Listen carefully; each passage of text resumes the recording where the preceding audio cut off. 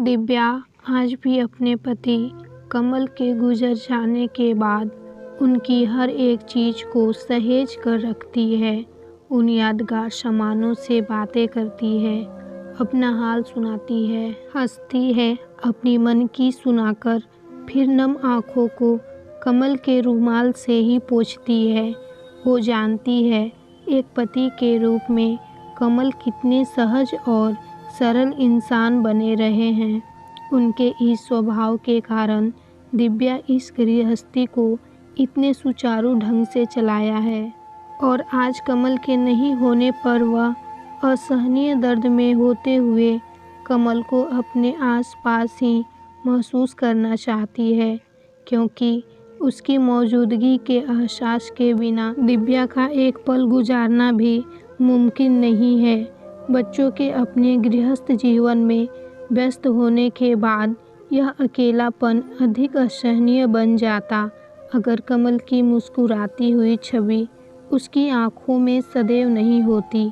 दिव्या का कमल के साथ प्रेम विवाह नहीं था और कमल का रवैया भी बहुत अधिक प्रेममयी भावनाएं जताने जैसा नहीं था, लेकिन अपनी जिम्मेदारियों को जिस तरह कमल ने निभाए थे वह दिव्या के लिए बेहद मायने रखते थे।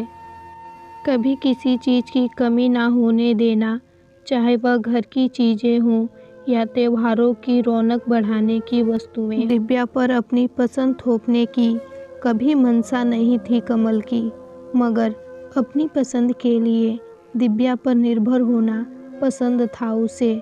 बच्चों के जन्मदिन हो या दिव्या का, कमल पूरा घर अपने हाथों से सजाते थे और रसोई में भी हर संभव सहायता करते थे। सभी मेहमानों के जाने के बाद घर की सफाई में पूरी मदद करके ही आराम करते थे कमल।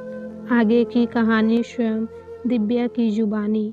जब तक कमरे में नहीं जाती वो जागे ही रहते थे।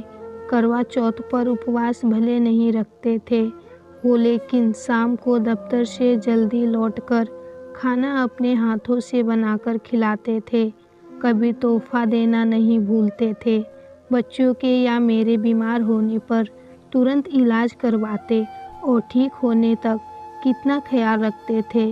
घर का भी काम करते थे। शादी के कुछ समय बाद जब बच्चे छोटे थे और मेरा पैर टूट गया था, तब कितने सलीके से घर और दफ्तर दोनों संभाला था कमल ने।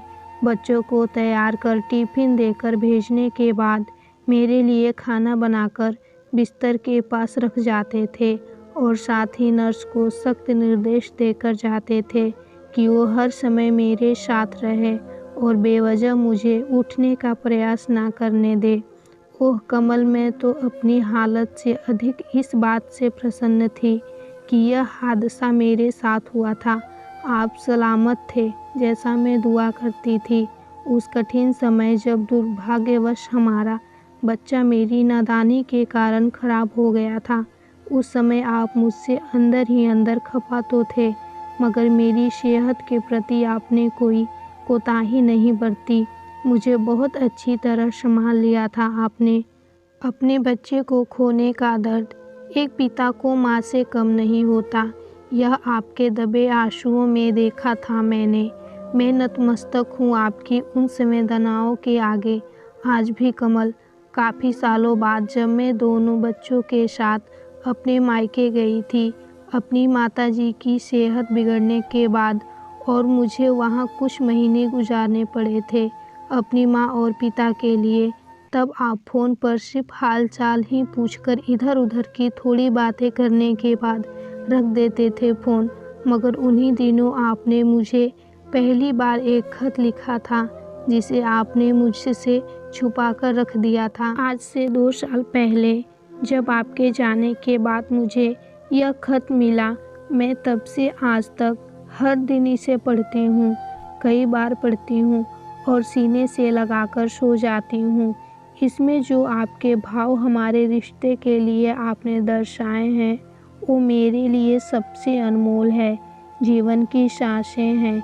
खत कुछ इस तरह है। मेरी प्यारी जीवन संगिनी, मैं जानता हूँ तुम इस समय अपने माता पिता की सेवा में व्यस्त होगी। सदैव तुम्हारा यही स्वभाव रहा है, सबकी देखभाल करने का। तुम अक्सर कहती हो कि किसी भी चीज़ का अच्छे से ख्याल रखकर उसकी उम्र बढ़ाई जा सकती है, फिर चाहे वह रिश्ते हों या वस्तुएं। और शायद यही वजह है कि तुमसे जुड़े सभी सगे संबंधी हमारे सदैव करीबी और शुभचिंतक हैं। साथ ही इस घर की एक एक वस्तु चमक रही है, मुस्कुरा रही है। घर लौटकर जब पहले दिन स्वयं ताला खोला तो चाबी जैसे बोली कि घर तो आ गए। ताला भी कई कोशिशों के बाद खोल लिया, मगर अब रहकर दिखाओ अकेले अपनी दिव्या और बच्चों के बिना। सच कहूँ, घर की हर एक स्थान में, वस्तुओं में तुम्हारी परछाई है, तुम्हारी महक है, तुम्हारा एहसास और स्पर्श है। मैं तुम्हें देख पा रहा था, किस तरह तुम घर के हर हिस्से में बसी हुई हो, रसोई से मुस्कुराते हुए, चाय तो कभी नाश्ता, कभी खाना तो कभी मेरा और बच्चों का टिफ़िन लेकर निकलते हुए, बालकनी में रखे गमले के एक एक फूल और पत्ते का ख्याल रखते हुए, उनको बच्चों की तरह दुलार करते हुए। तुम इतना कुछ बनाकर डब्बे भरकर गई हो, इससे मैं उनकी सुगंध पाकर ही खाने को आतुर हो जाऊं, मगर तुम अपने हाथों से परोसती थी, आंखों में चमक लिए तो भोजन का स्वाद सुखद कर जाता था। सबसे अधिक तुम्हारी गैर मौजूदगी तब हुई जब अकेले नींद नहीं आई। तुम पास होती थी तो कमरे में इतना सुकून होता था कि नींद कभी मनाकर बुलाने की नौबत नहीं आई थी। तुम्हारे तकिए को अपने करीब रखकर, तुम्हारी गेशुओं की महक ने ही फिर नींद की डगर आसान बनाई मेरी। सुबह नहाने के बाद से तैयार होकर घर को ताला लगाकर निकलने तक तुम हर तरफ से आकर झांकती और निहारती रही, मुझे जैसे नज़र रख रही थी कि मैं अपना ख्याल ठीक से रख रहा हूँ या नहीं। मेरी दिव्या, तुमसे ही मेरी गृहस्थी है, मेरा सुकून और संसार है। मैं जाहिर नहीं करता, लेकिन तुम तो सब जानती हो। मैं जानता हूँ मेरी दिव्या। जल्दी लौटना। कहानी कैसी लगी कमेंट कर ज़रूर बताएं। अच्छी लगी है तो लाइक और शेयर करना न भूलें।